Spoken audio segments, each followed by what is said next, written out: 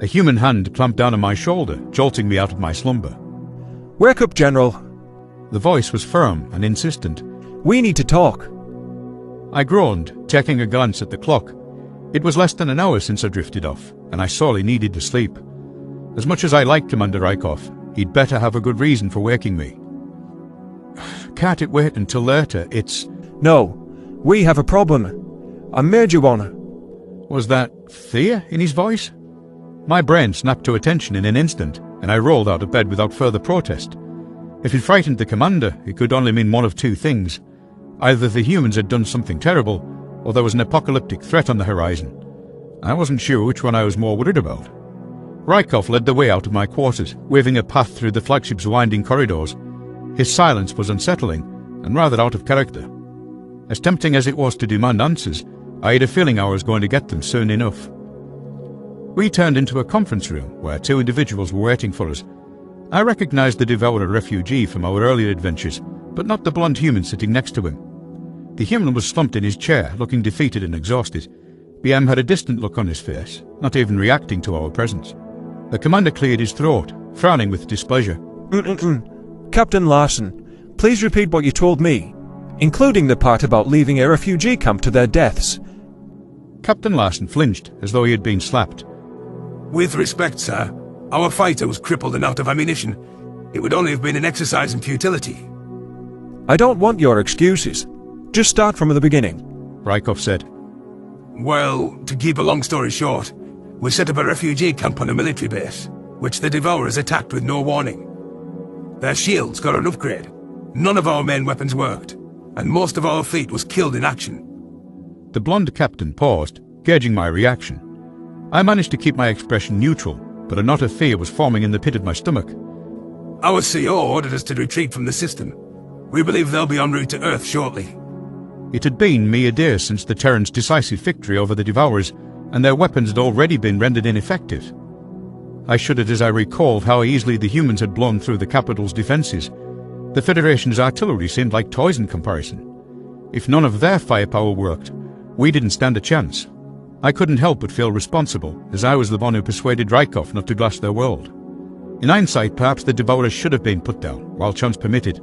It would have been the pragmatic option, though not the moral one. To my recollection, Ambassador Johnson said something along the lines of, "I'd rather they die than us," in her infamous Senate speech. Now with the entire galaxy facing extinction, maybe the Federation would understand those words. Did this base have nanite weapons? I asked. Captain Larson sighed. Of course. All of our outposts have them. I didn't even want to address the implications of that comment, since it meant the humans possessed thousands of those reality-bending missiles. A stockpile of that size. Were the Earthlings planning to level a small galaxy or something? There has to be some sort of weakness, some chink in their armor, I mused. Smaller weapons. Those don't exactly pack a real punch, though. Larson drummed his fingers on the table, eyes rolled back in thought. They're vulnerable to ramming tactics. Not that I'd try that first. Those options are less than ideal, I agreed. So how soon will they reach Earth? My best guess? A few hours?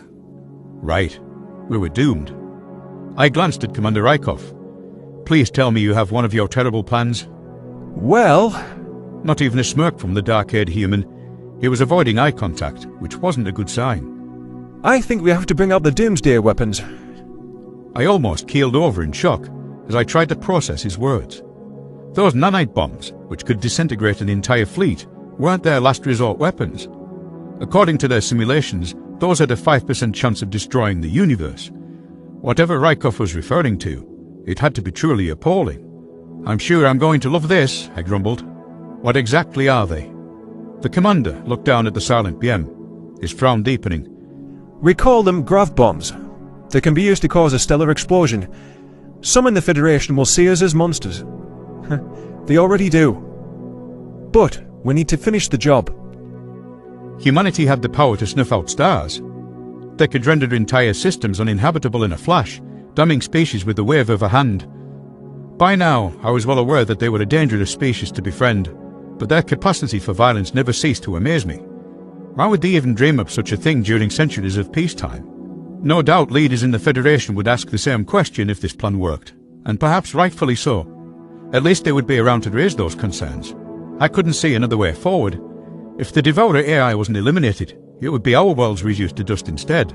Captain Larson leaned over, nudging BM in the shoulder. What do you think? Do it. The Devourer refugee shifted slightly, face void of emotion. There are fates worse than death. We've suffered enough. And you, General? Do I have your blessing? Rykov asked. Always. One thing though, won't the Devourers see us coming, try to stop us? I'm sure they've left some ships behind. We'll have to fight our way through. What about the ones heading for Earth? According to BM, they're programmed with a kill switch. If they lose contact with the homeworld, we wipe out the AI. We kill two birds with one stone. I grimaced. What we were about to do amounted to genocide, and I can't say it sat well on my conscience. Millions of enslaved Devourers would perish along with the AI, and there would be no opportunity for us to rescue any of them. Despite his calm words, the strain on the commander's face told me he felt the same burden. It has to be done. We should set off as soon as possible, I said. Rykov nodded. Right then. Larson, BM, disembark at once. My guards will escort you out. But sir, we want to join you. The captain protested. That was an order. You both look like hell. The commander turned towards me, and I noticed the dark circles under his eyes. He didn't look so good himself. General, follow me to the bridge. I have a private matter to discuss on the way. I loped after him, finding it much easier to keep up with his brisk strides than before. The nanite therapy must have had a positive impact on my fitness. I certainly felt stronger, younger even. That reminded me, I needed to work out a deal to bring the technology home. It could improve the quality of life, revolutionize the field of medicine, and bolster our forces. With human innovations in our pocket, we could bring about the new golden age of the Jatari. Perhaps it's not the right time, but... I hesitated, trying to find the right words. If we survive all this, I was thinking the Jatari could help with your nano research. If you want partners, that is. Yes, that's what I wanted to speak to you about as well. The commander ran a hand through his hair, sighing. I promised you no more bullshit, so here's the truth. You understand how dangerous nanotech can be.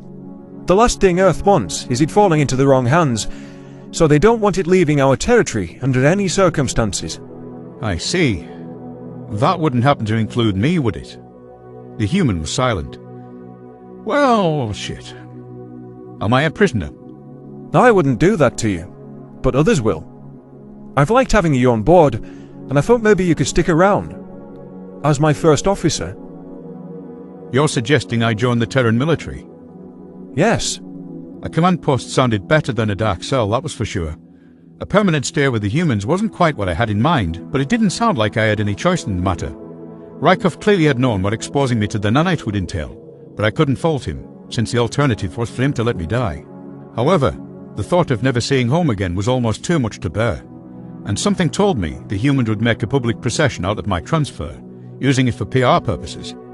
My legacy would be destroyed, my name cursed and slandered among my people. I would be remembered as the general who jumped ship at the first sign of trouble, and that I could truly not live with. Do you know what my people do to traitors, Commander? Because that is how they will see defection. The ones they capture, they gut from head to toe, then pour acid inside their bodies, and your bloodline is considered tainted for 100 generations.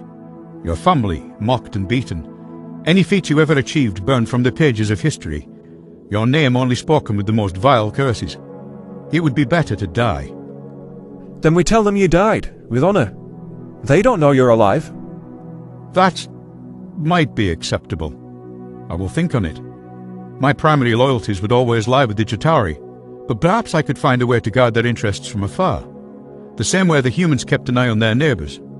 If it were up to me, our species would work together, but if the Terran Union was so determined to keep its progress to itself, a different approach was necessary. None of those concerns would be relevant if we failed in our mission, of course. The fate of the galaxy hinged on the next few hours, and it would be nice if just this once, everything went according to the plan.